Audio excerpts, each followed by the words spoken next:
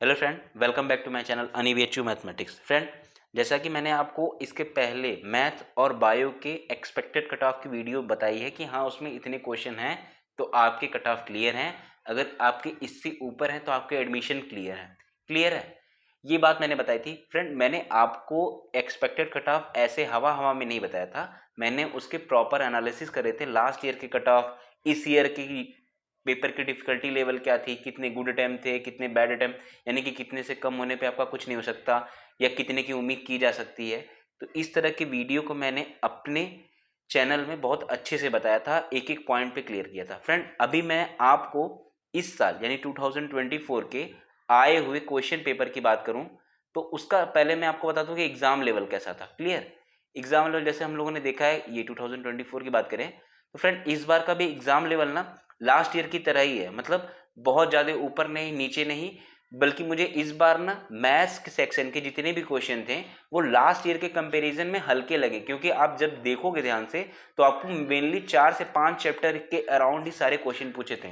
Quadratic equation थे, साथ ही उसमें लाइन के कंडीशन दे रखे थे, लीनियर कोलीनियर वाला, एंड देन डिस्टेंस फॉर्मूला, उसके बाद प्रोबेबिलिटी।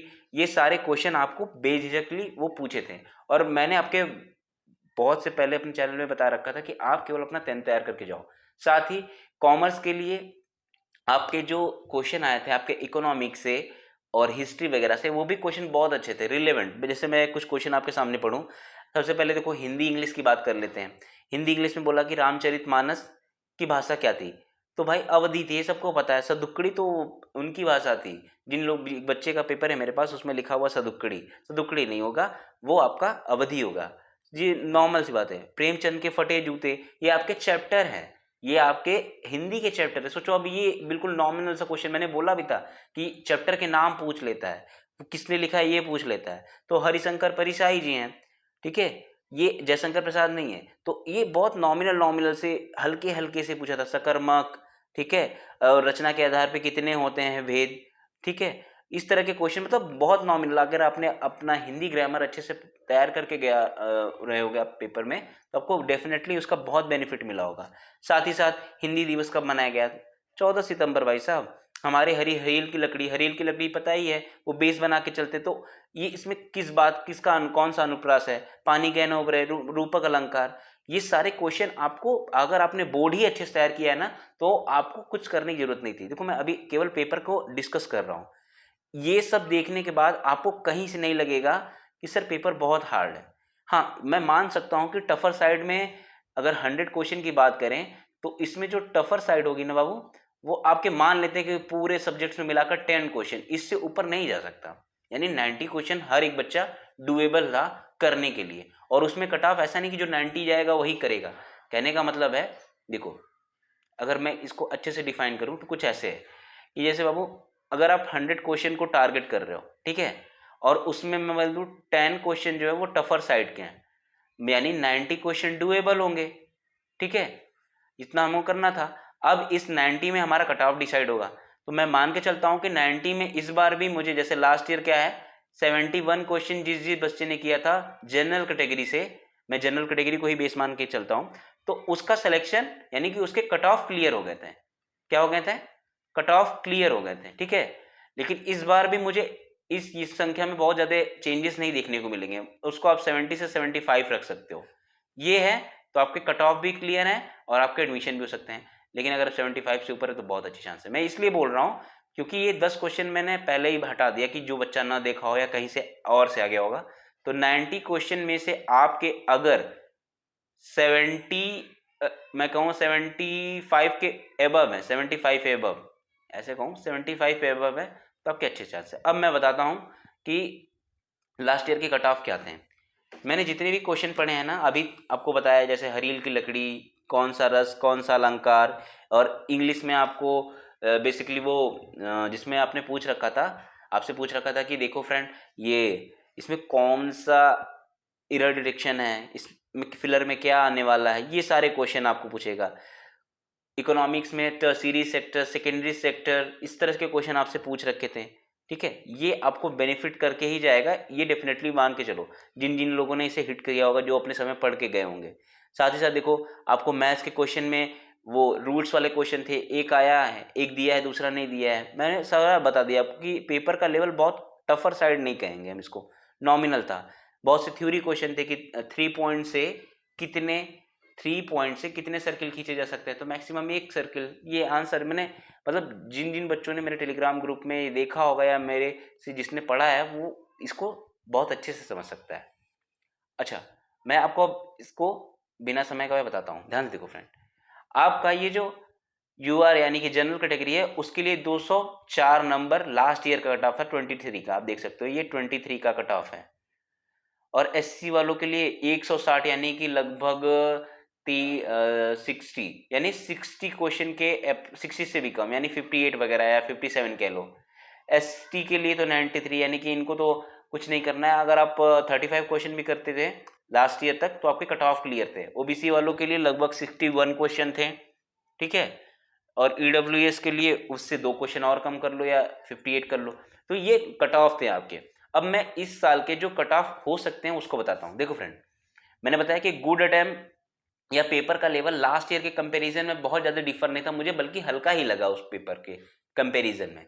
लेकिन यही है कि लास्ट ईयर क्या था कि जो लड़कों की संख्या थी, मैं एक डाटा देना चाहता हूँ।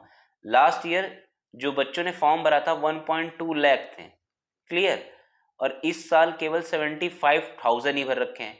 ये इसमें 9th और 11th 6 का तो बहुत छोटा रोल होता है, इसमें भी 9th और 11th 6 का वही रोल है। लेकिन पता है बायो का एग्जाम देने के लिए लगभग 3.5 यानी इतने बच्चे अब्सेंट हो गए हैं, यानी कि ये भीड़ और कम हो गई है। कॉमर्स के बच्चों के लिए भी वही कहानी है, इसमें भी लगभग कुछ नहीं तो मुझे लगता है 1000 बच्चों ने भी फॉर्म छोड़े होंगे फिर, क्योंकि उनको कहीं सेंटर नहीं पहुंचवाए होंगे या उनको लगा होगा सीट कम है सर कैसे होगा जब इतने लोगों का नहीं हुआ, तो वो भी एब्सेंट है। मैथ्स में भी लगभग यही डेटा है 15 के अप्रॉक्स, ठीक है, वो भी एब्सेंट रहे। तो इस ईयर ना क्या है, बच्चे भी कम है और उसमें छूट भी रहे हैं, यानी कि जो सीट है ना वो तो फिक्स्ड है, बट बच्चे कम है, सबको एडमिशन चाहिए, तो कंपटीशन कम नहीं हुआ है, कंपटीशन अभी भी उतने ही बच्चों में है। क्लियर है, ये दिमाग में मत रखना, कंपटीशन अभी भी उतने ही बच्चों में है, ठीक। तो मैं जो ये आपको रेंज बताने वाला हूँ अभी ना, तो उसको बड़ा ध्यान से समझना, क्योंकि ये बहुत सी चीज़ डिसाइड करेंगी। पेपर जो गुड अटैम्प्ट है वो भी मैं बताऊंगा, साथ ही साथ वो अटैम्प्ट बताऊंगा जिसमें आपके एडमिशन डन है। क्लियर है, ये एग्जैक्ट समझना आप। देखो जनरल वाले बच्चे जो कि लास्ट ईयर 75 क्वेश्चन करके आते हैं, अगर मैं उनके गुड अटैम्प्ट की बात करूं तो इस साल भी लगभग ये इसी रेंज में रहने वाला है, ठीक है।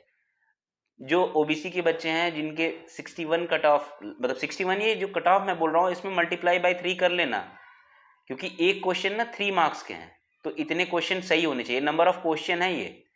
तो इसमें भी लगभग यही होंगे 60 से लेके 65 तक, ठीक। अब एसटी के लिए जो बच्चा है वो 35 क्वेश्चन, तो 35 से लेकर के 37 तक। और यहाँ एससी के लिए 55, तो इसको आप 55 से लेकर के 57 रख लो। मैं 2 क्वेश्चन ऊपर नीचे बफर के रूप में ले चल रहा हूँ, यहाँ 58 से लेकर 62 तक। ये देखो ईडब्ल्यूएस के लिए। अब ये जो कट ऑफ है ना आपका, ये ऐसा नहीं है कि हवा में डिसाइड किया गया, ये लास्ट ईयर और इस साल के पेपर के रूप को देख कर कर रहे हैं। लेकिन अगर मेरी मानो तो गुड अटेम्प्ट मैंने आपको बता दिया सेम है, यही चीज यहाँ पे भी होगा। लेकिन जो आपका बेस्ट अटेम्प्ट है ना, जिसमें आपका एडमिशन डन है, वो मैं कहूंगा कि अगर आप जनरल हो और आपके 75 प्लस आ रहे हैं तो आप छाती ठोक के कहो कि मेरा एडमिशन होने वाला है।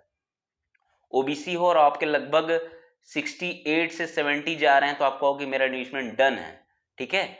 और तो और अगर आप जैसे सपोज करो कि एसटी हो, मतलब एसटी कैटेगरी से बिलोंग करते हो और 35 है, तो अगर आपके 42 प्लस या 45 के अप्रॉक्स आ रहे हैं ना इसके रेंज में हो, तो आपका एडमिशन डन है बाबू, वहाँ आपको सोचना ही नहीं है। एससी से हो आप फ्रेंड और 57 से ले करके अगर आपके 63 तक जा रहे हैं, तो आप ये रेंज मतलब समझ रहे हो, इसमें तो टीचर को एडमिशन देना पड़ेगा आपके सीट आपके क्वालिफिकेशन के हिसाब से। बट याद रखना एक चीज मुझे अभी बतानी है, वो ईडब्ल्यूएस का बताने के बाद बताता हूँ आपको कि 62 तक क्या मैंने बोला, यानी अगर आपके 62 से लेकर के 65 है तो आपके एडमिशन ईडब्ल्यूएस कैटेगरी से डन है। अब समझो, मैंने अभी बोला कि एक चीज बतानी है, मुझे ये बताना है फ्रेंड कि सपोज करो कॉमर्स के इस एंट्रेंस एग्जाम में जो बच्चा टॉपर है, सपोज करो उसके 300 में से 270 या 285 मार्क्स ऐसे कुछ आ गए, ठीक। ये क्वेश्चन देखोगे तो लगभग आपको लगेगा सर ये तो आप बता रहे हो कि जैसे 90 क्वेश्चन हो गया, ये आपके 95 क्वेश्चन होंगे, इतना कैसे सर? मैं आपको बोल रहा हूँ, तो ये बच्चा तो एडमिशन लेगा, लेकिन ऐसा नहीं कि सारे के यही रेंज आ रहे हैं बाबू। देखो मैक्सिमम आपको जो आएंगे ना, वो आते आते अंत में कहीं ना कहीं इस पे 240, ठीक है, कहीं ना कहीं इधर आपके इससे कम ही होंगे, बल्कि 220 से लेकर के 240 तक ये रेंज आपको भर के देखने को मिलेगा, और इसी में आपके फाइट है। तो जिन जिन बच्चों के 80 के अप्रॉक्स या 70 से 80 में घूम रहे हो, वो अपना डन समझो। क्लियर है? ये बात अच्छे से समझ लो आप लोग। तो उम्मीद करता हूँ कि मैं जो समझाने वाला था आपको समझ में आया होगा, और इसी तरह की मोर वीडियो के लिए चैनल को लाइक और सब्सक्राइब करें। Thank you.